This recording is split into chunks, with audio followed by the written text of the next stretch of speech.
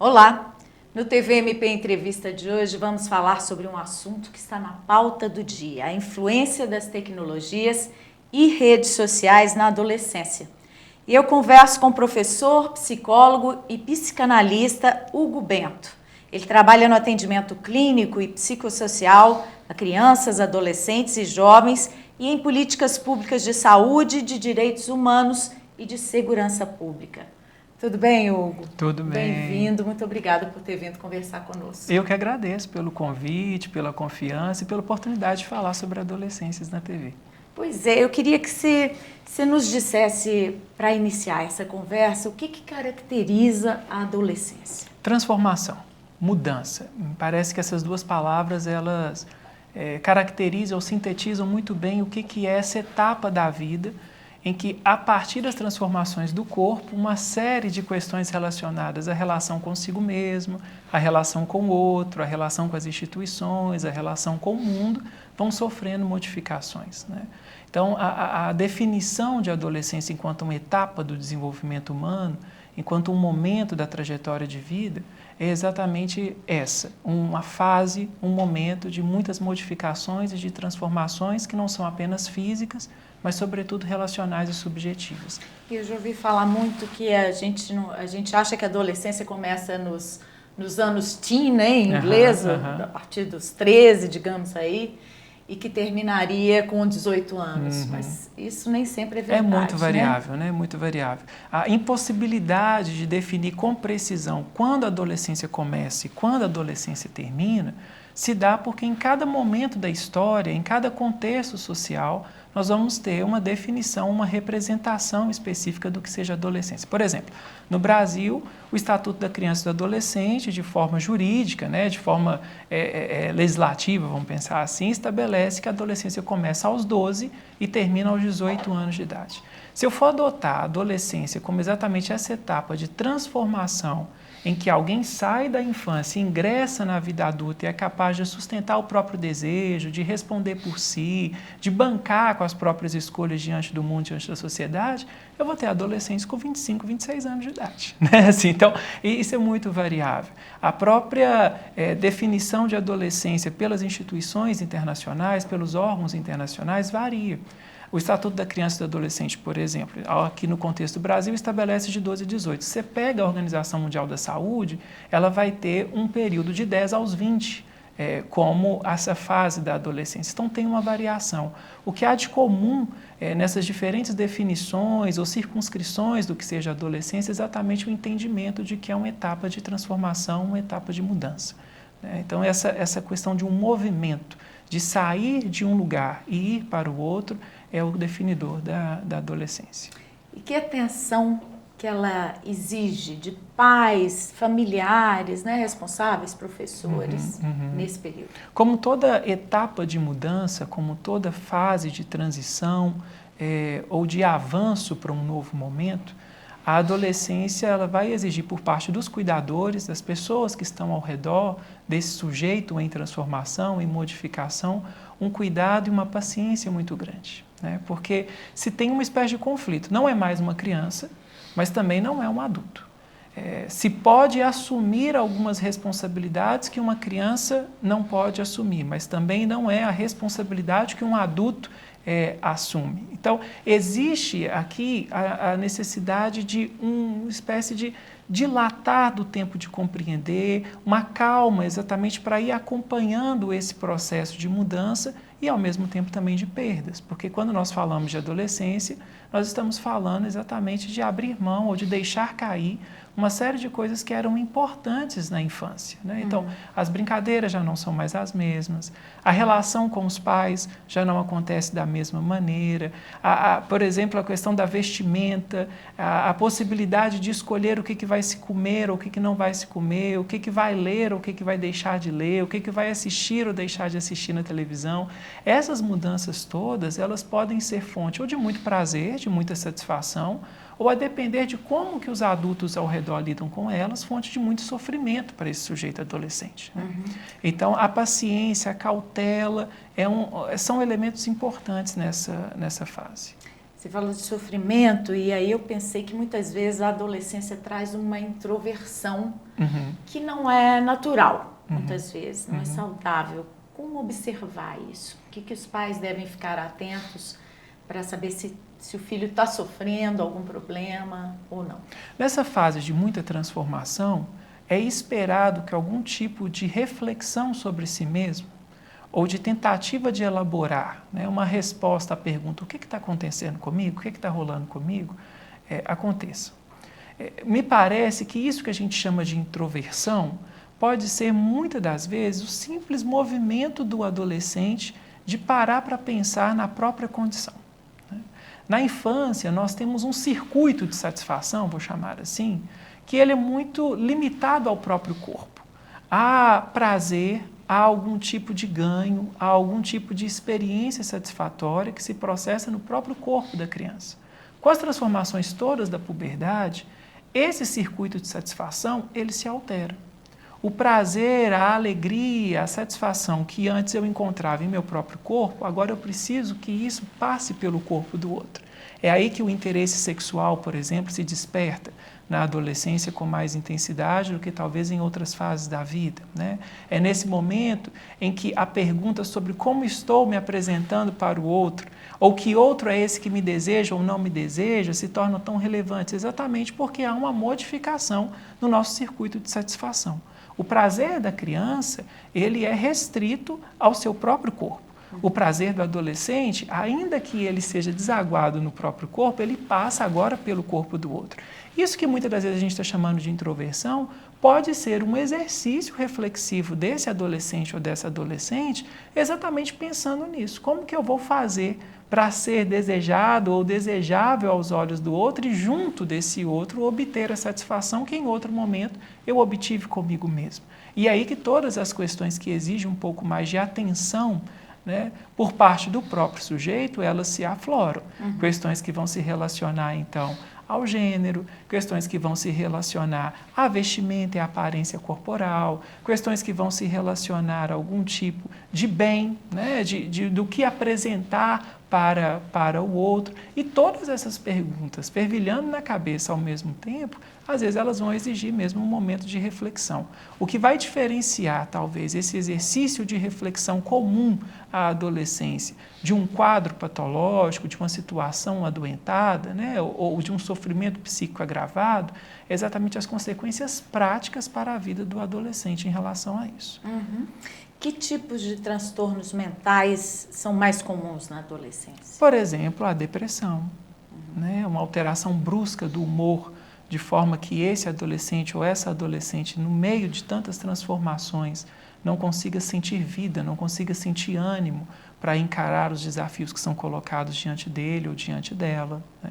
Os transtornos alimentares, se observa já há alguns anos que eles são comuns na adolescência, ainda que de uma forma transitória, por um breve período de tempo, mas se tem uma alteração na relação com a comida, ou passa-se a comer em excesso, então passa-se a recusar de forma decisiva o alimento, né? Tem algumas coisas que a literatura, os casos que nós acompanhamos começam a nos ensinar sobre isso. Isso pode estar ligado à aceitação ou não do próprio corpo? Exato. Pensando que há uma modificação do circuito de satisfação e que agora é importante se fazer de algum modo desejável para o outro, exatamente para se obter junto do outro algum tipo de prazer, algum tipo de ganho, né? Os estereótipos sociais, eles falam com muita força. Né? E é difícil nessa fase haver um diálogo com pais, em muitos casos, né? Em muitas famílias isso acontece. E como é que os pais devem lidar com isso, né? Para saber como abordar, como estimular o filho para que ele fale, para que ele... Diálogo, né? É difícil em toda situação, né? Conversar é que tem sido cada vez mais desafiador, assim. Mas me parece que na adolescência o desafio do diálogo está exatamente no fato de que muitas das vezes esse sujeito não encontra um interlocutor compreensivo, né? Um interlocutor que já está com as receitas prontas, um interlocutor que já tem basicamente o caminho das pedras e quer impor esse jeito de funcionar ao adolescente ou à adolescente, não respeita esse movimento de descoberta e de invenção de um caminho próprio que é característica da adolescência, né? Assim como também me parece que temos um dificultador no diálogo, que é exatamente o conseguir colocar em palavras experiências afetivas ou experiências corporais que às vezes são tão difíceis, né? Como é que você chega diante de alguém e começa a falar que você está incomodado porque antes você não tinha pelos no corpo e agora você tem, né?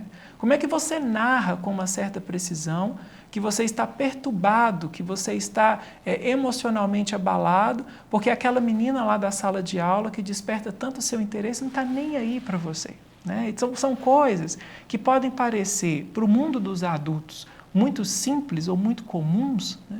Mas para o universo da adolescência são coisas difíceis de serem narradas. E é engraçado porque todos nós já passamos por isso. E parece que a gente esquece. A gente esquece. Né? Ao lidar com os meninos e com as meninas nessa faixa etária, a gente adota uma postura muitas vezes de arrogância e quer dizer, mas é só por causa disso? Né? Que bobeira é essa? Se desliga disso logo, isso se resolve muito rápido. Não, naquele momento, naquela situação de vida, essa é a questão importante, essa é a questão predominante. Isso tem um peso, né? Isso tem uma relevância significativa para o adolescente. Com pleonasmo mesmo, igual assim eu estou falando, porque não é uma coisa qualquer, né? É alguma coisa de substancial importância para esse menino ou para essa menina. Então, encontrar um interlocutor que saiba respeitar essas questões já é um grande desafio. Colocar em palavras todas essas modificações corporais, essas coisas que são vividas fisicamente, também é um outro desafio. Me parece que para nós a questão que está posta é como criar condições, então, para que o adolescente ele consiga falar sobre essa experiência de si, sobre essa experiência relacional que se altera, né? Acho que a gente tem, ao longo do tempo, tentado inventar dispositivos, tentado inventar ferramentas que favoreçam a fala. Mas me parece também que alguns dos cenários sociais que nós vivemos, ao contrário, eles tentam emudecer ou impedir a fala. E quando se impede um sujeito de falar sobre as suas próprias experiências, né, com certeza nós vamos nos deparar com o pior. Qual foi o impacto que a internet trouxe na adolescência? Pois é. Ao mesmo tempo que a internet favorece a fala de alguns adolescentes, a gente não pode negar que a internet ela também emudece alguns adolescentes, né? Assim, então, acho que a internet na adolescência ela tem um lugar muito paradoxal, porque ao mesmo tempo em que ela contribui com alguns processos, por exemplo, as informações que se referem à sexualidade, as informações que se referem ao mercado de trabalho, as informações que se referem ao relacionamento com as instituições escolares, né? A internet também ela favoreceu uma série de elementos danosos. Por exemplo, a propagação maciça de determinados estereótipos de gênero, de determinados padrões corporais ou de aparência física, né? A veiculação, muitas das vezes, do uso abusivo de droga, a publicização de coisas que talvez sejam mais prejudiciais e danosas para a vida do que benéficas, né? Então, é um lugar muito paradoxal, é um lugar cheio de contradições nesse ponto. Mas me parece que do ponto de vista positivo, do lado positivo dessa história, a gente pode elencar, por exemplo, o encontro entre adolescentes que se identificam com pontos em comum, como uma banda, um time de futebol, uma determinada confissão religiosa, ou uma orientação sexual, alguma coisa que se refere a uma identidade de gênero específica, por meio da internet. Nós temos perfis e contas nas redes sociais que vão tematizar esses assuntos e ali se reúnem adolescentes. A gente vai ter, hoje em dia, com menos intensidade, mas ainda em alguma medida, fóruns de discussão, onde essas pessoas elas vão se encontrar e por aí vai. Agora, do lado negativo, a gente tem também a veiculação de práticas muito mortíferas, né? Quando a gente pensa, por exemplo, nas ocorrências de automutilação, em que você tem comunidades inteiras que são dedicadas a transmitir entre os seus membros práticas de automutilação ou de incentivar práticas de automutilação. A questão do acesso, às vezes, a alguns traficantes de substâncias ilícitas, que também se dá por meio das redes sociais, que se dá também por meio da internet. E os extremismos, né, sejam eles políticos, religiosos, de forma geral, que às vezes as redes sociais elas proporcionam. Então a internet é um lugar muito delicado, o que nesse exige aspecto exige que os pais... a presença do adulto. faça uma vigilância que muitas vezes o adolescente não quer. Eu tenho cada vez mais pensado se a palavra mais adequada, Laura, é vigilância, sabe? Porque o termo vigia, o termo vigilância, comunica, às vezes, uma presença muito impositiva, uma presença que de alguma forma, não é respeitosa. Né? Me parece que a gente deve começar a falar de algum tipo de presença mais autêntica e confiável, sabe? Da criação de um laço de confiança, que vai passar não tanto pelo julgamento, não tanto por eu quero ver o que você está fazendo, mas muito mais uma disponibilidade para escutar. Né? O que você tem feito? O que você tem procurado nas redes sociais? Por que esse tipo de conteúdo te interessa tanto? A presentificação diante de um adolescente dessa disponibilidade para escutá-lo, me parece que é muito mais interessante do que simplesmente um olho em cima, tentando monitorar e vigiar o tempo inteiro o que é que está acontecendo. Né? Mas é comum que os adolescentes escondam dos pais o que estão fazendo. Sim, né? sim. O que estão vendo, o que estão lendo, com quem estão convivendo. Né? E aí a presença do adulto, né? Eu acho que é aí que está a diferença, ela pode vir de modo ou a quebrar esse circuito defensivo, né? Criar para esse adolescente exatamente o sentimento de que ele não tem tantas razões assim para ficar ocultando as coisas daquelas pessoas, porque elas estão genuinamente interessadas no cuidado para com ele. Né? Ou então, a presença desse adulto ela pode reforçar esse circuito defensivo, pode estimular ainda mais essas técnicas, essas táticas, se assim eu posso dizer, de proteção, de ocultamento. E nisso, os meninos ou as meninas dão um banho em todos nós, né? Assim, é nesse sentido. Me parece que quanto mais uma postura repressiva ou vigilante no sentido ruim do termo, os adultos presentificam diante dos adolescentes, mais eles desenvolvem tecnologias para ocultar informações importantes para os adultos. Né? Assim, então, criar um ambiente onde, ao invés da vigilância, você tem a confiança como vetor, talvez seja o caminho mais interessante. Qual que é hoje a importância das redes sociais para os adolescentes? Né? Ficar fora delas ou se incluir nelas? Pensando nisso, né, que eu estava dizendo anteriormente, de uma modificação do circuito de satisfação na adolescência, inegavelmente as redes sociais elas possibilitam aproximações. Né? No meu cotidiano clínico, por exemplo, eu escuto relatos muito interessantes sobre apaixonamentos, descobertas sobre si mesmo por meio da interação das redes sociais, construção de vínculos de amizade que são muito benéficos através enfim, alguns mecanismos da internet que nós temos, né, nesse sentido, exatamente porque o interesse do adolescente pelo outro, né, essa capacidade de deixar a satisfação passar pelo outro, que é própria da adolescência, pode ganhar contornos muito interessantes e benéficos por meio das redes sociais. Mas muitas vezes maléficos. Né? A série Adolescência causou um impacto tremendo, né, na sociedade, principalmente nos adultos, como estavam comentando aqui antes do programa começar. Motivou discussões, iniciativas de regulação das redes sociais e da internet. E entre os adolescentes, qual que foi a repercussão? Acho que você teve uma experiência não foi tão grande, né? Pode trazer para a gente aqui sobre como que os adolescentes viram essa série. Eu não consegui escutar em nenhum momento, até o presente, um impacto significativo da série sobre o público juvenil ou sobre os adolescentes propriamente ditos. Os adultos falam com um certo espanto, né, ou até mesmo um ar de novidade acerca das coisas que a série apresenta. Mas os adolescentes, não, nem tanto. Né, assim, e eu acho que por algumas razões. Primeiro, porque eles estão muito imersos nessa cultura digital. Então, aquilo não é algo que desperta tanto a atenção. Né?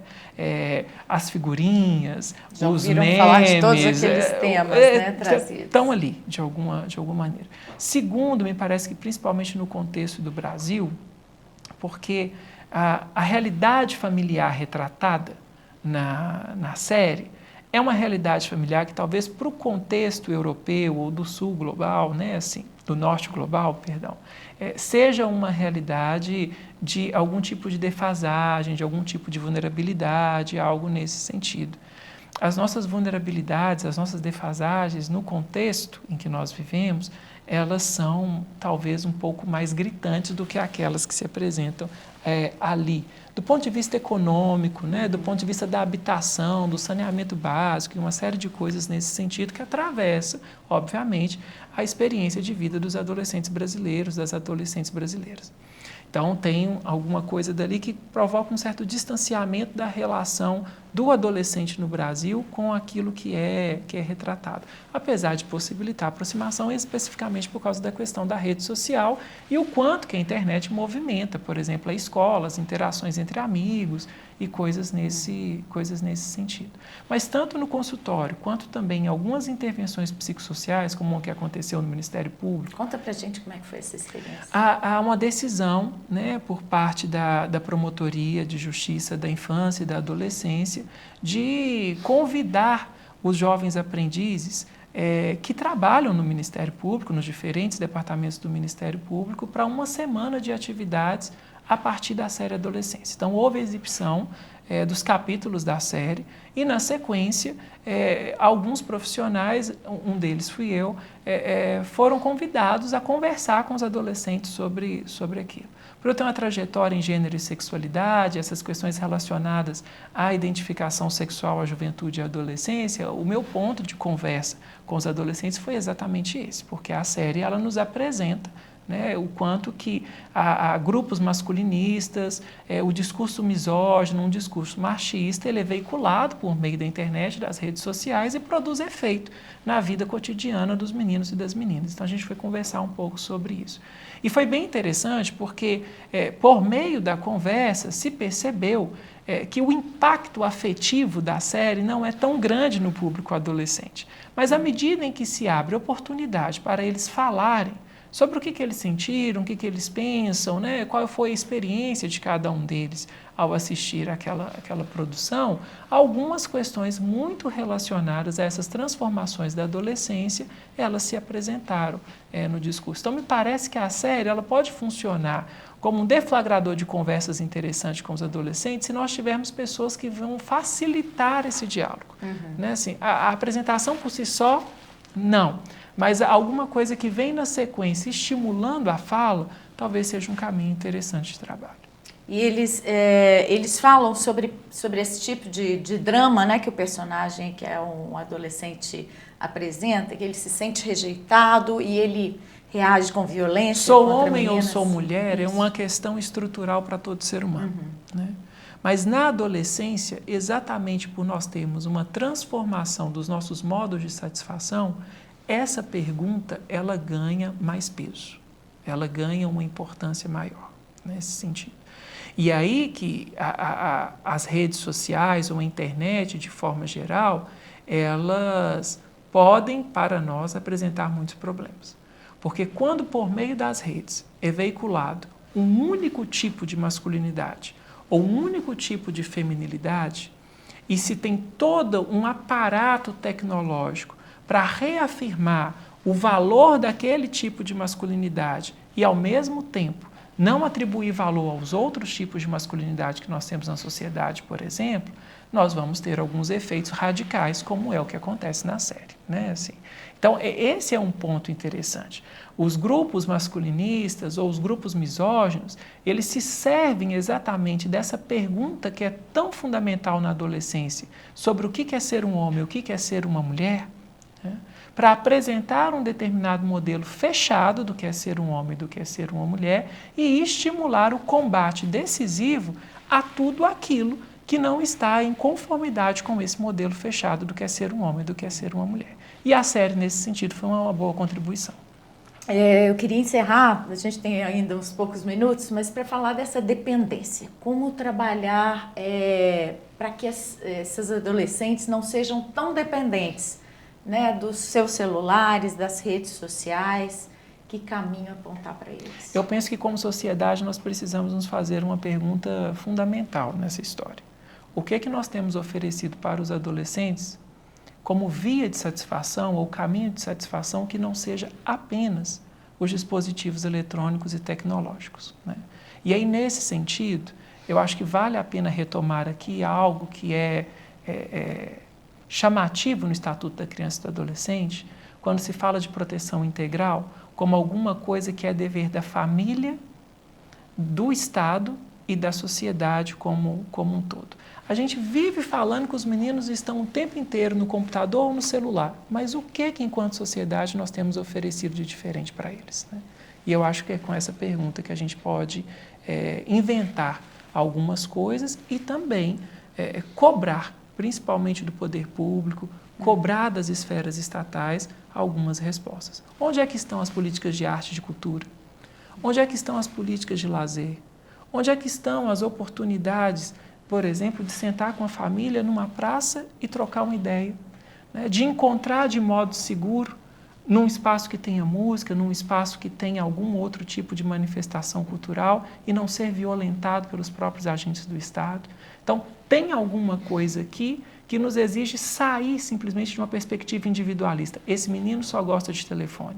E nos exige pensar um contexto social que oferece para ele, ou não oferece para ele, outras oportunidades de satisfação. Você acha salutar que as famílias adotem um pouco o que as escolas estão começando a fazer, que é aqui esse ambiente não é para telefone e celular, não é para acessar redes sociais, que as famílias tenham um tempo? Sim, em alguma medida sim. Alternativa. Desde que ofereçam, talvez, né, assim, acho que aqui é o ponto, outras coisas a serem feitas. Porque tem um corpo ali efervescendo, tem energia para ser queimada, né? E se eu simplesmente proíbo uma via de satisfação, mas eu não ofereço outras, eu vou ter algum tipo de efeito psicológico muito danoso.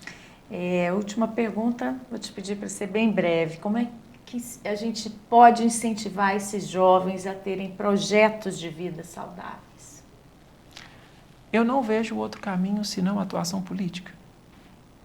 Porque incentivar um projeto de vida, ao mesmo tempo que se apresenta um mundo sem perspectiva de futuro, é no mínimo uma contradição ou uma crueldade com esses adolescentes e com esses jovens, né? Então, incentivar um projeto de vida saudável, incentivar um projeto de vida de fato relevante, é primeiro obrigar por um mundo em que esse projeto de vida ele possa ser executado. Muito obrigada pela sua presença aqui hoje, pela entrevista, por esse papo, né, que podia render até muito mais. Por nada, Prazer, eu que agradeço. Obrigada. Igualmente, Laura. E a você que esteve nos assistindo, confira nossos outros programas aqui neste canal do YouTube, mpmg.oficial. Acompanhe também as notícias do Ministério Público de Minas no nosso site e nas redes sociais na internet. Até breve.